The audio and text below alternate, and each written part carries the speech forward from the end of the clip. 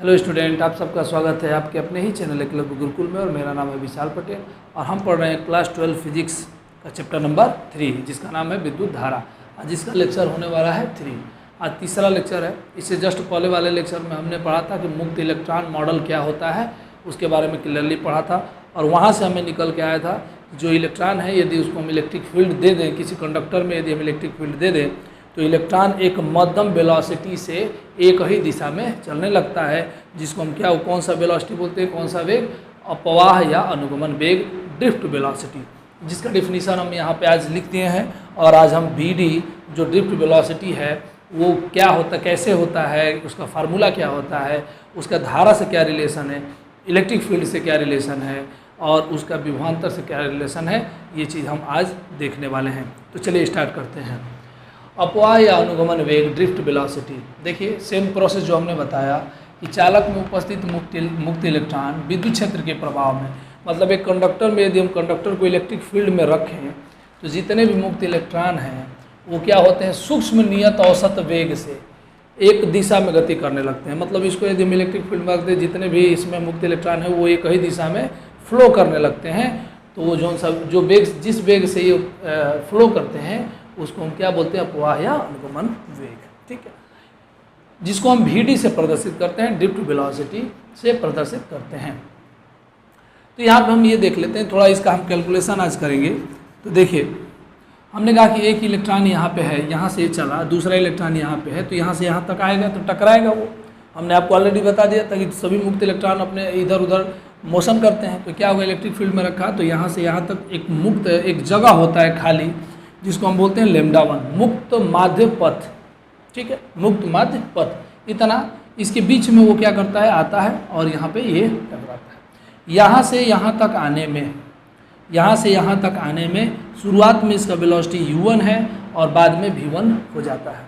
आपको मालूम है कि वेलोसिटी फिर बढ़ेगा, फिर इससे टकराएगा तो फिर वो 0 हो जाएगा, फिर से u1 लेगा, फिर आगे बढ़ेगा। नहीं तो क्या होता है, एक्सेलरेशन था जिससे कि वेलोसिटी बढ़ता जाएगा, लेकिन यहाँ पे बढ़ेगा नहीं। क्यों? क्योंकि आगे टकराव है उसका। समझ में आ रहा है? तो हमने कहा कि यहाँ से यहाँ तक आने में इतना दूरी है λ1, u1 वेग से v1 वेग पकड़ लेता है और कितना समय लगता है उसको, τ1। तो ये जो τ1 है उसको हम बोलते हैं इस इलेक्ट्रॉन के लिए श्रांति काल। ठीक है, तो एक टकराव के मध्य जितना समय लगता है उसी को हम क्या बोलते हैं, श्रांति काल। ठीक है, तो हम गति का प्रथम समीकरण यहाँ पे लगा देते हैं फर्स्ट इलेक्ट्रॉन के लिए। हमने कहा कि v1 इज इक्वल टू कितना हो जाएगा, v1 इज इक्वल टू हो जाएगा u1, चूँकि वेक्टर दिखा रहा हमने, यहाँ पे वेक्टर हम ले लेंगे, v1 is equal to u1 plus a, और कितना समय लग रहा है, τ1 फर्स्ट इलेक्ट्रॉन के लिए।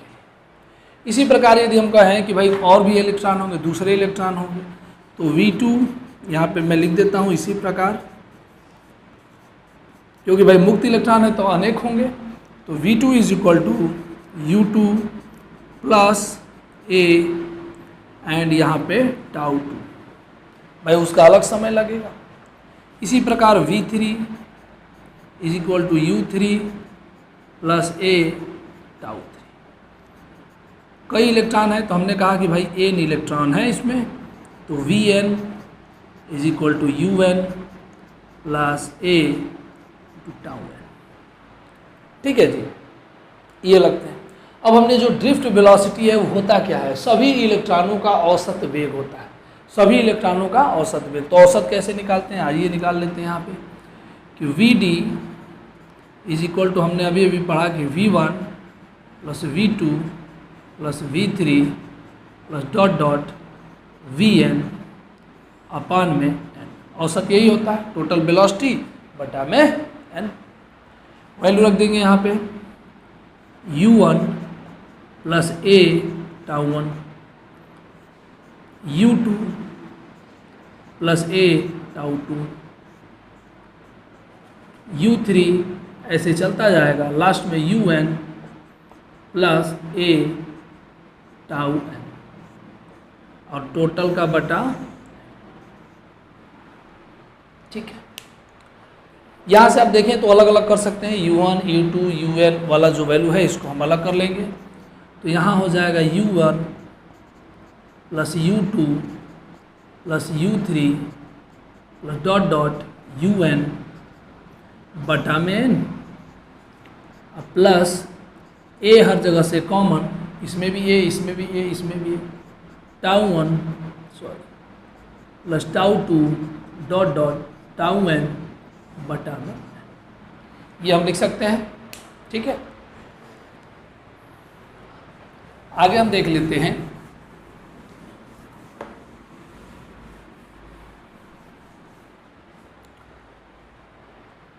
देखिए VD इक्वल, ये आप देखिए ये क्या था, ये आप जब हम मुक्त इलेक्ट्रॉन मॉडल पढ़ा रहे हैं तो उसमें लिखा था हमने कि U1 plus U2 plus U3 ये जितने भी प्रारंभिक वेग के अनुपात यहाँ पे औसत लिखा गया है, ये सभी औसत कितने के बराबर होता है? 0 के बराबर होता है। ये कितना? 0 के बराबर। तो ये टोटल वैल्यू कितना हो गया? प्लस यहाँ हो गया A, और ये क्या है? श्रांति काल का औसत। तो हमने मान लिया कि ये टोटल सबका टाउ हो सकता है, मतलब प्रत्येक इलेक्ट्रॉन का एक बराबर हो जाए टाउ के बराबर। क्लियर है? तो यहाँ हो गया टाउ।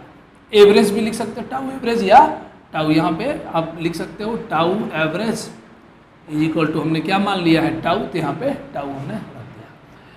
तो VD vector is equal to A is equal to कितना होता है? Force upon mass. तो मास ऑफ इलेक्ट्रॉन, इसको केवल m मानिए ताकि इलेक्ट्रॉन तो हम पढ़ ही रहे हैं, इंटू टाउ।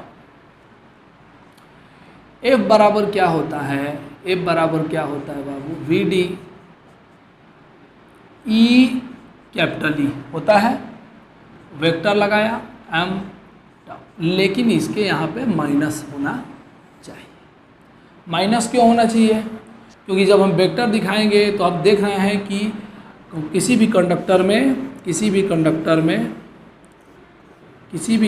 में इलेक्ट्रॉन का जो मोशन होता है इधर, और इलेक्ट्रिक फील्ड कहाँ होता है? इधर। तो मतलब इलेक्ट्रॉन का जो मोशन होता है वो इलेक्ट्रिक फील्ड के विपरीत होता है, इसलिए यहाँ पे क्या होगा? माइनस। ठीक है, इसी फार्मूले को हम और आगे बढ़ा लेते हैं। हमने कहा कि एक कंडक्टर है, जिसकी लंबाई है L, इसमें इलेक्ट्रॉन ऐसे फ्लो कर रहा है, इलेक्ट्रिक फील्ड है इधर, बैटरी हमने जोड़ दी V का। ठीक है, तो यहाँ से आप देख सकते हो ये प्लस ये माइनस। तो हमें ऑलरेडी मालूम है कि भाई E बराबर होता है V/D अर्थात V/L। तो इसलिए यहाँ पे हम VD निकाल लेंगे। इस बार चूंकि V अदिश राशि है तो हमें चिन्ह से कोई लेना देना नहीं है, तो यहाँ पे हम क्या करेंगे? इसको रख देंगे EV बटा में ML टाउ। अब यहाँ पे अब हम वेक्टर से कोई लेना देना नहीं है क्योंकि अदिश राशि की बात हो रही है, तो बिना डायरेक्शन के काम चल जाता है। तो एक फार्मूला हमें प्राप्त हुआ जिसमें इलेक्ट्रिक फील्ड है, यदि वेक्टर आप हटाओगे तो माइनस हटा के लिखेंगे, और यहाँ पे हम क्या करें? वोल्टेज के रूप का एक फार्मूला हमने देख लिया। अभी हम रिलेशन पढ़ेंगे VD और I का रिलेशन। तो अब हम पढ़ेंगे VD और I में संबंध। तो देखिए पहले हम एक कंडक्टर ले लिए, एक चालक है, जिसमें हमने दो क्रॉस सेक्शन ले लिया कि एक क्रॉस सेक्शन यहाँ पे, एक क्रॉस सेक्शन यहाँ पे। क्रॉस सेक्शनल एरिया A हो गया। हमने पहले ही मान लिया कि माना प्रति मीटर क्यूब में इलेक्ट्रॉन की संख्या स्मॉल n है, प्रति मीटर क्यूब में इलेक्ट्रॉन की संख्या स्मॉल n है।